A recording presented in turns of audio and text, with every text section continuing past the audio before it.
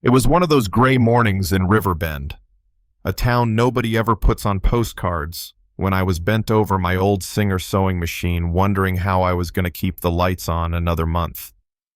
My name's Camille Brooks, 29 black, running my grandfather's tailor shop alone while raising my little sister Jade. We'd been scraping by since he passed.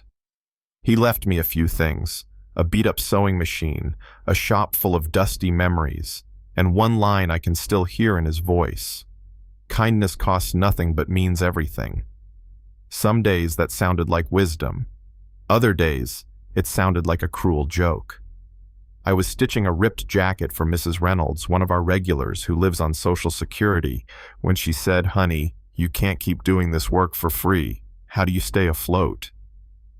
I just smiled and said, "We manage," but my stomach tightened around the truth.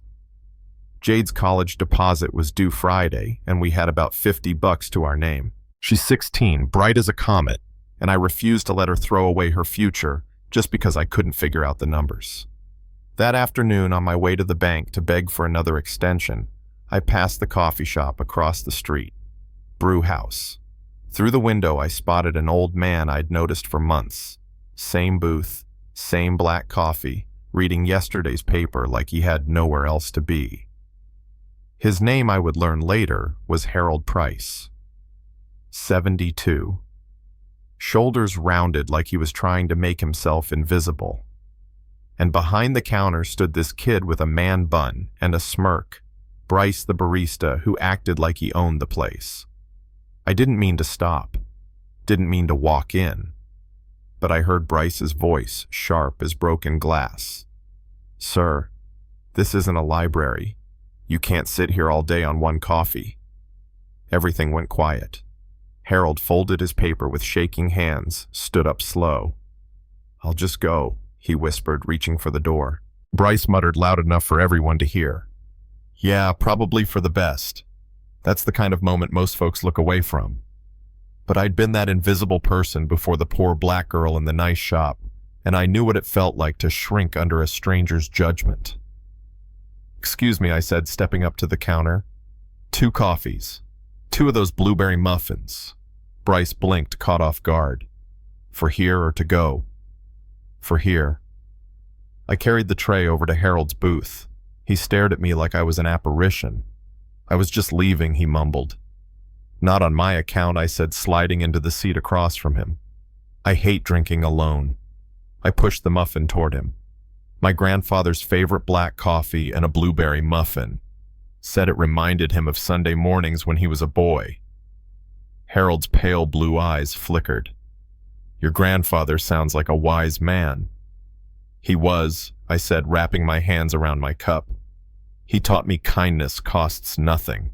For the first time all day, Harold smiled, a real one, not that polite grimace people give cashiers. Around us, the coffee shop started breathing again. Conversations picked up. Bryce retreated behind the counter, pretending to wipe down the espresso machine. We started meeting there every afternoon. He fixed my busted sewing machine one morning, his arthritic hands steady as he cleaned and oiled the gears. 30 years with industrial machinery, he said proudly. We ate peanut butter sandwiches in my shop and talked about everything: my grandfather Samuel, his late wife Marjorie, and his son, the one he hadn't seen in 5 years since a car crash tore their lives apart. "He thinks I'm dead," Harold admitted one afternoon, staring at the floor. "I tried to find him, but he's out west somewhere, started over. Probably better that way." I looked at him and thought about Jade. How would it feel to think your parent vanished forever? That night after Harold left, I sat at our kitchen table with Jade's laptop. It didn't take long to find him Daniel Price, founder and CEO of some giant tech company in California, with a whole page on his site about building bridges through technology and a single heartbreaking line. "In memory of my parents, Harold and Marjorie Price." His eyes in the photo were the same winter sky blue as his father's. Jade. I asked, what would you do if someone you loved turned out to be alive when you thought they were dead? She chewed on her pencil, thinking. I'd want to know, especially if it hurt. Kids can be blunt in ways adults forget how to be. Next morning at Brewhouse, Harold looked like a man wrestling his own ghosts. "There's something I need to tell you," he said, voice trembling. "About my son." "There's something I need to tell you too," I said, gently sliding my phone across the table to show him Daniel's website. He stared at it, face crumpling, cheeks wet. "He's alive," I whispered. "He's looking for you." Harold closed his eyes. "I'm scared," he said. "Scared of hoping too much. Scared of disappointing him." I reached across the table, took his hand. "Some risks are worth taking." That afternoon, I called the company. The receptionist tried to brush me off. "We get calls like this every month. I'm not asking for money." I cut in. "I'm telling you, I've been having coffee with him every day for a week." Silence. Then another voice on the line, younger but carrying authority. "This is Daniel Price." My heart jumped. "Mr. Price, my name's Camille Brooks. I believe your father's alive." "My father died 5 years ago," he said automatically, but I heard the crack in his voice. "What was his favorite breakfast?" he demanded. "Black coffee and blueberry muffins," I said, but anyone could guess that. "He also told me about the bridge you built in your backyard out of scrap wood when you were 8. Another long silence. "Is he okay?" Daniel asked finally. "He's lonely, and he's afraid. But he's alive, and he talks about you every day." Daniel inhaled sharply. "I'll be on the next plane." The next afternoon, I got to Brewhouse early. Harold was already there, nervously folding and unfolding his paper. "I've been thinking," he said. "Maybe it's time I call him." "You won't have to," I murmured. The bell above the door jingled, and there he was, Daniel Price, looking like he'd been running for 5 years and had just found the finish line. He froze. Harold froze. "Dad."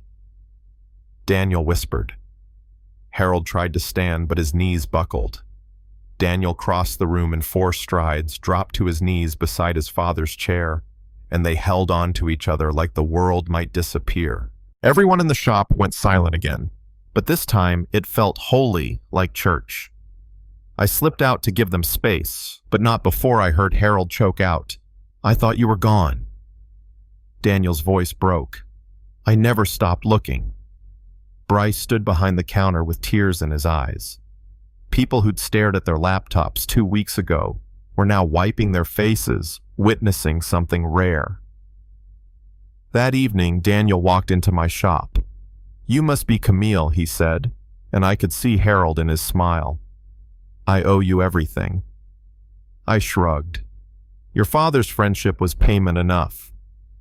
Daniel looked around at the faded walls, the photos of my grandfather, the stitches that held this place together. "My father told me what you did at the coffee shop, how you stood up for him. Anyone would have done the same," I said. "No," Daniel replied. "Most people would have walked by. You saved his life in every way a life can be saved." He reached into his jacket, handed me an envelope. "I'm not offering charity. I'm offering an investment in you, in the shop, and what you're building here." I stared at it, thinking about Jade's tuition, the overdue rent, the neighbors who needed help. "What kind of investment?" I asked. Daniel smiled. "The kind that lets you help more people the way you helped my father. The kind that builds bridges." 6 months later, our shop had expanded into the empty storefront next door. By day, we ran a sewing school where neighborhood kids and retired folks learned how to mend and make. Jade was thriving in college full scholarship. Harold had moved to California to be near his son and grandkids, but flew back once a month to check on us and have coffee at Brewhouse.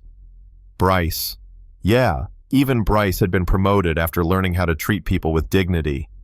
Brewhouse put up a little plaque at Harold's old table, "Kindness served daily," inspired by Camille and Harold.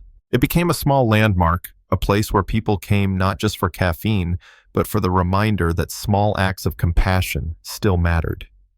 One Tuesday afternoon in spring, I sat at that same corner table with Harold Daniel Jade and Daniel's daughter Sophie, who was learning to sew and had strong opinions about thread color. The conversation swirled around me, Harold explaining engineering to Sophie Daniel and Jade debating colleges, and I thought about my grandfather Samuel. His voice still drifted through my memory. Kindness costs nothing but means everything. When the road gets dark, you keep walking toward the light. Family, I'd learned, isn't just about blood. It's about showing up, seeing people when they're invisible, making room at your table for anyone who needs a place to belong. Harold caught me smiling. "What are you thinking about?" he asked. "Just bridges," I said softly, "and how many different ways you can build them." He raised his coffee cup. "To bridges, then, and to the people brave enough to cross them."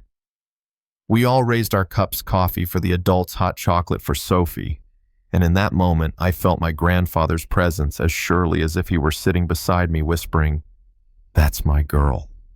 That's exactly right." But you know, there's still folks who say helping strangers is foolish, that it won't change a thing. Maybe they're right. Or maybe one act of kindness, one small risk, can ripple out farther than you'll ever see. What do you think is kindness enough to change a life? Or is it just a nice idea in a hard world? Drop a comment below. Tell me where you stand. Tell me about the moment you built your own bridge, or crossed one someone built for you. Because that's how we keep this going. One cup at a time, one stitch at a time, one heart at a time.